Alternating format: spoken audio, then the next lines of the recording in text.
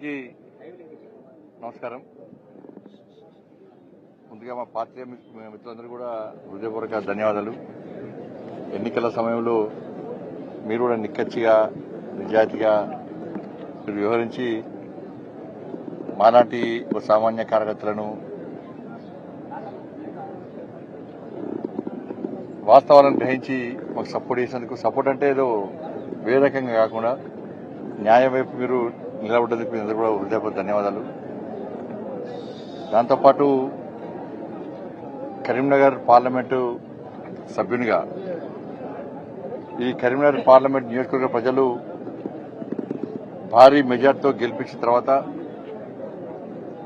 దానిలో ముఖ్యంగా హుజరాబాద్ నియోజకవర్గంలో పెద్ద ఎత్తున ప్రజలు స్పందించి కార్యకర్తలు నాయకులు కష్టపడి పనిచేసిన ఫలితంగా ఈరోజు ఇక్కడ భారీ మెజార్టీ రావడం జరిగింది. హుజరాబాద్ నియోజకవర్గ ప్రజలకు కార్యకర్తలకు అందరూ కూడా రెండు చేతులు జోడించి నమస్కరిస్తున్నా, అభినందన తెలియజేస్తున్నా. మన ఎన్నికల సందర్భంలో కూడా ఇదే ఇల్లంతకుంట స్వామివారి సన్నిధానం నుంచి రావడం జరిగింది. స్వామివారి ఆశీర్వాదం తీసుకోవడం జరిగింది. భారీ మెజార్టీతో నన్ను గెలిపించిన తర్వాత కేంద్ర నాయకత్వం నన్ను గుర్తించి కేంద్ర హోంశాఖ సహాయ మంత్రిగా నాకు బాధ్యతలు అప్పచెప్పడం జరిగింది. అదొక అదృష్టంగా భావిస్తా ఉన్నాను. ఇది తెలంగాణ రాష్ట్రంలో కార్యకర్తల యొక్క కష్టార్జితానికి గుర్తింపేది. నేను కేంద్ర హోంశాఖ సహాయ మంత్రి అయినంటే తెలంగాణ రాష్ట్రంలో ప్రతి కార్యకర్త కూడా నేనే మంత్రి అనే విధంగా ఇలా అంత సంతోషాన్ని వ్యక్తం చేస్తా ఉన్నారు. నాయకులు కానీ కార్యకర్తలు కానీ ప్రజలు ఆశీర్వదిస్తున్నారు. ఇప్పుడు కేంద్రము ఏదైతే బాధ్యతను అప్పచెప్పిందో కరీంనగర్ పార్లమెంటు నియోజకవర్గ ప్రజలు ఇంత విశ్వాసం నమ్మకంతో నన్ను భారీ మెజార్టీతో గెలిపించారో తప్పకుండా విశ్వాసాన్ని నమ్మకాన్ని వమ్మేయకుండా నా బాధ్యతలను పూర్తి స్థాయిలో నెరవేరుస్తానని చెప్పి పేద ప్రజలను కార్యకర్తలను కాపాడుకుంటా అని చెప్పి ఈ సందర్భంగా విజ్ఞప్తి చేస్తూ హామీ ఇస్తూ ఇల్లంతకుంట దేవాలయానికి సంబంధించి నాకు నా స్థాయికి మించి కూడా అవసరం వస్తే ఈ దేవస్థానం యొక్క అభివృద్ధి కోసం తప్పకుండా నేను సహకరిస్తాను. ఏదో విధంగా సహకరించే ప్రయత్నం చేస్తా. ఈ దేవాలయాన్ని అభివృద్ధి చేయడానికి తీవ్రంగా నేను ప్రయత్నిస్తా.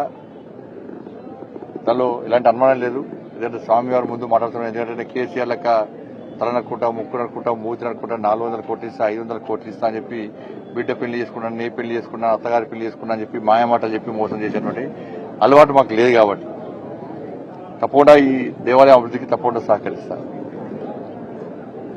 అదేవిధంగా ఈరోజు తెలంగాణ జాతిపితగా భావించినటువంటి తెలంగాణ ఉద్యమకారులైనటువంటి ప్రొఫెసర్ జయశంకర్ గారు, అదేవిధంగా గూడ అంజన్న గారి యొక్క వర్ధంతి సందర్భంగా వారికి నివాళులర్పిస్తూ ఇంకా వాళ్ళ యొక్క ఆశయాలు వాళ్ళ లక్ష్యాలు నెరవేరలే.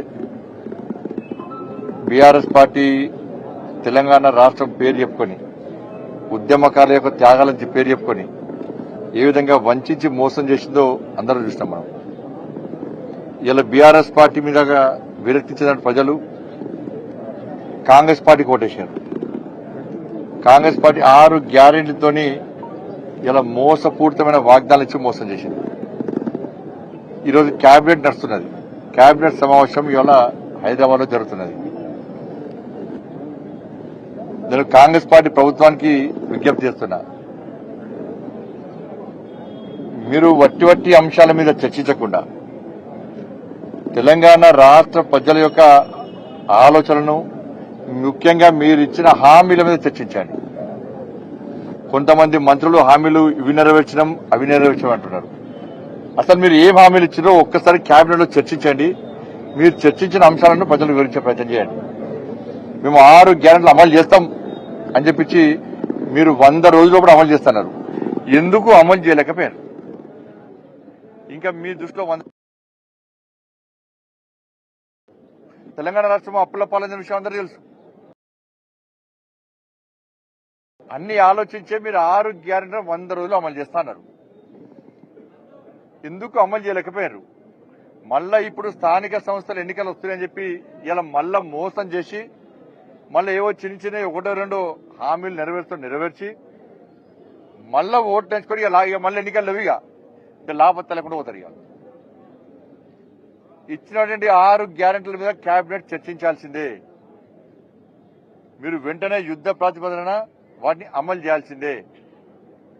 అర్హులైనటువంటి పేదలందరికీ అవి అందించాల్సిందే. లేనిపోని నిబంధనలు పేరు చెప్పి మోసం చేసే ప్రయత్నం చేస్తే ప్రజలు తిరగబడతారు. ప్రజలు చాలా ఆక్రోషంగా ఉన్నారు, ఆవేశంతో ఉన్నారు, కాంగ్రెస్ పార్టీ మీద కోపంతో ఉన్నారు. కాబట్టి వాళ్ళ ఆవేశాన్ని దయచేసి గుర్తించండి.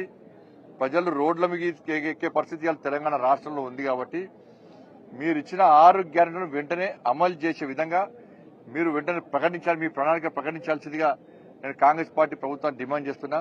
ఎందుకంటే మళ్ళీ లేనిపోయిన విషయాలు చర్చించి ప్రజల దృష్టి మళ్లించి ప్రతిసారి అంతే 6 గ్యారెంటీల విషయంలో ప్రజల దృష్టి మళ్లించడానికి కాంగ్రెస్ పార్టీ ప్రభుత్వం ప్రయత్నం చేస్తున్నది. ఒక మంత్రి ఒక హామీ మాడతాడు, ఇంకో మంత్రి ఇంకో హామీ మాడతాడు, ఏ హామీ నెరవేరదు. ఈ విషయంలో కేబినెట్ చర్చించాలి. వెంటనే 6 గ్యారెంటీల విషయంలో ప్రజలకు స్పష్టమైన వివరణ ఇవ్వాల్సిందిగా డిమాండ్ చేస్తున్నా. దాంతోపాటు నేను ఇలా పేపర్ నాగర్ కర్నూలులో ఒక చెంచు మహిళ, ఒక నిరుపేద మహిళ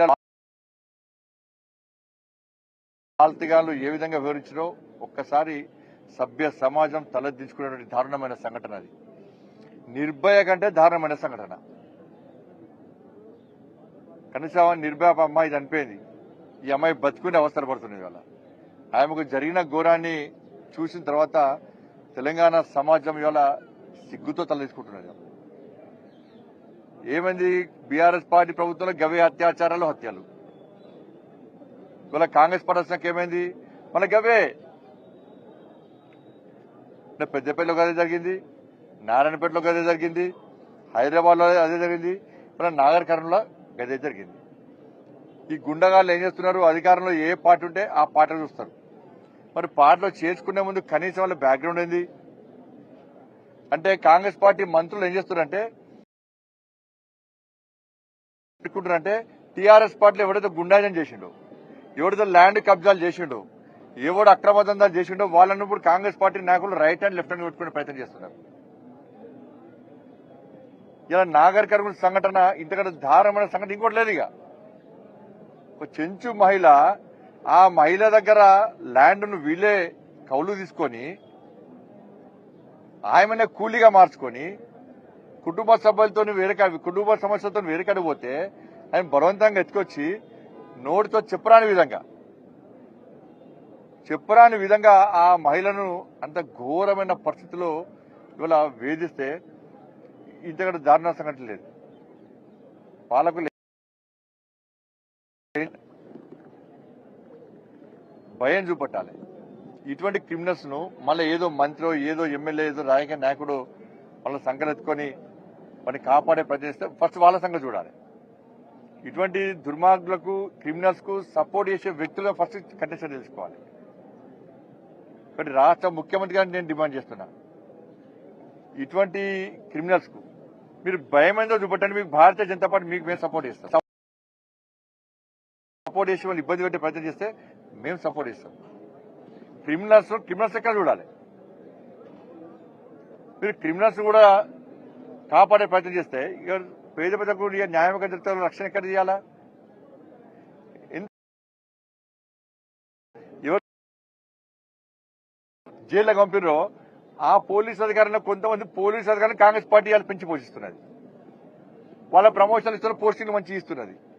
మీకు అర్హతలను కొట్టిన వాళ్ళు బీఆర్ఎస్ పార్టీకి ఏజెంట్గా ఉన్నటువంటి అధికారులను కాంగ్రెస్ పార్టీ ప్రభుత్వం పెంచి పోషిస్తున్నది. కొన్ని ప్రాంతాల్లో కఠినంగా వస్తుంది. దాన్ని వ్యతిరేకిస్తాను నేను. ఇక ప్రజలకు న్యాయం ఎక్కడ జరుగుతుంది? మీకు వాళ్ళకి తేడా ఎక్కడిదిగా?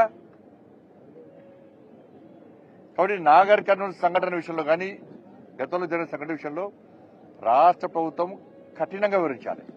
కఠినంగా వివరించాలి. వాళ్లకు భయం ఏందో చూపెట్టాలి. మీరు చూపెట్టే భయం ద్వారా తెలంగాణ రాష్ట్రంలో ఇంకా ఎవ్వరు కూడా ఇటువంటి దారుణాలకు పాల్పడము అనేటువంటి ఆలోచన వాళ్ళ మైండ్లోకి రావాలి. కాబట్టి అటువంటి దారుణ సంఘటన విషయంలో భారతీయ జనతా పార్టీ దాన్ని తీవ్రంగా ఖండిస్తున్నది. దీన్ని సీరియస్ కావాల్సిందిగా కోరుతా ఉన్నాం.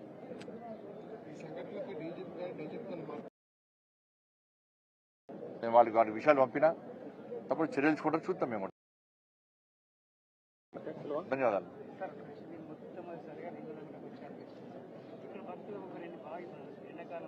అందుకే అయిపోయినా కదా, నేను ఇప్పుడే వచ్చినా కదా, అందుకే ఇప్పుడే సర్పంచ్ సార్ చెప్పారు, అధికారులు చెప్పారు. దాని మీద తప్పకుండా ఏ విధంగా దానికి సమస్యలు పరిష్కరించాలో, భక్తులకు ఇబ్బంది కాకుండా అన్ని చిన్న చిన్న సమస్యలతో కూడా